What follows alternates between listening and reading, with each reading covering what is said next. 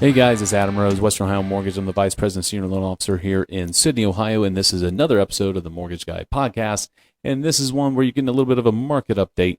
So you'll see me, I'm wearing glasses. I usually don't wear glasses on my show. I have to read a few things, so just for the record, I'm getting old and I can't read anything. So wanted to talk about what's going on in the market real fast. So a couple weeks ago, it might not have been 2 weeks ago now, maybe a week, Fed comes out, raise rates another quarter point. So when does the madness stop? Well, I think the bleeding's going to stop soon. So not that the Fed hasn't been full of it before. They did say that this is probably the last time it's going to happen. We shall see. Only time will tell. But with that, sometimes the mortgage industry rates, they kind of react more favorably sometimes when we raise rates a little bit, just because we think we're going to have some negative impact or negative numbers in the jobs market. Maybe inflation is going to be a little bit more tamed. Unfortunately, it was a little bit of a mixed bag this last time.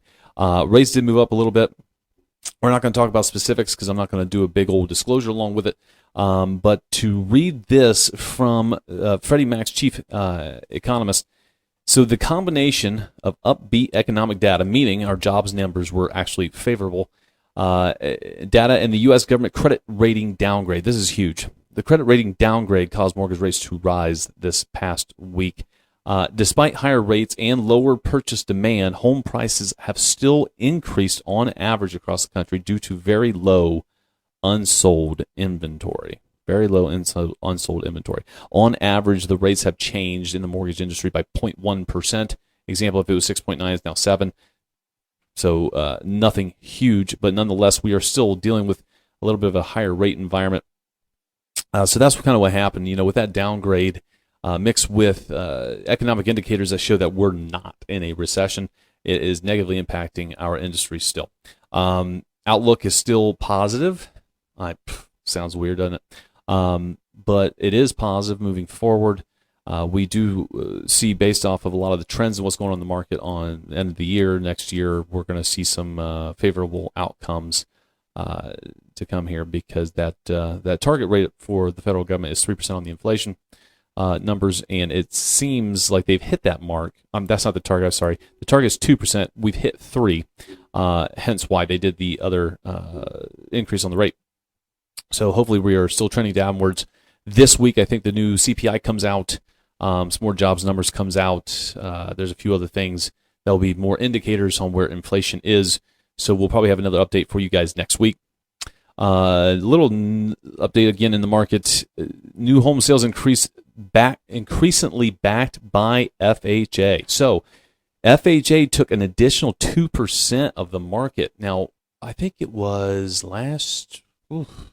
how long ago was that? Maybe 4 months ago, 5 months ago, beginning of this year, when FHA changed their mortgage insurance premiums. We talked about how that might be a better deal for some people. It's finally showing its face.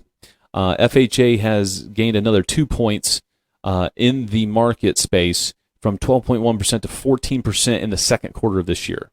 All right, so April to the end of June, 2-point increase in their market share, decrease in conventional by about 1% in a couple other little categories.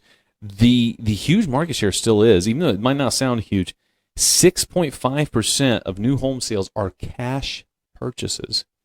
Cash purchases. So we experience in my market, I know we do a lot more in larger markets, the Dayton, Columbus, and Cincinnati areas, where we're having a lot of boomers actually not only just retiring, but downsizing, right?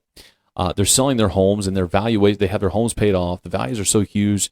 They're taking that cash and they're buying the next house in cash. So we are finding that is pretty common in our area, and it's making about 6.5% of the market. So between FHA and cash purchases, that is 20% of the total market recently. And the last thing I wanted to touch on before I let you go here is we have some new programs available. This is for those people sitting in their houses that don't really want to list, may want to access some cash. They don't want to cash out because they don't want to reset that 2.5% 30-year fixed rate that they currently have. We have some options for HELOCs as well as HELoans. That is a fixed second mortgage. And the nice thing about it is it's going to be amortized over a 20 or 25-year period of time. It keeps that payment really low. So instead of cashing out and getting 30 grand, 35 grand, 50 grand, whatever you're wanting to do, and resetting that current mortgage from a 2.5% to, whatever it might be today, 6.5 to 7.5, right? In that range, and resetting that payment. It might make sense for you guys to take a peek at that second mortgage and use it for home renovations. Use it for whatever you want, debt consolidation. You'll go buy a new car in cash. I'm not going to suggest this loan for it, but you could do it if you wanted to. But if you are interested in that, give us a call. It's fully automated, right? I'm going to shoot you out a link. If you have all your documents that you can upload, you can get this approval in about an hour if you're a little tech savvy. If not, it might take a little bit of time, but not much. So people are getting their cash in 3 to 4 days. It's a very, very neat program. Again, fully automated. You can do it from the comfort of your own home. You can do it on your cell phone. Very neat program. Give me a holler, 937-497-9662. We can discuss that program and see if it's right for you, see if your equity position is in good position or a good place where you can do this. Out-of-pocket expense-wise, there isn't any, all right? It's going to be deducted from your loan proceeds.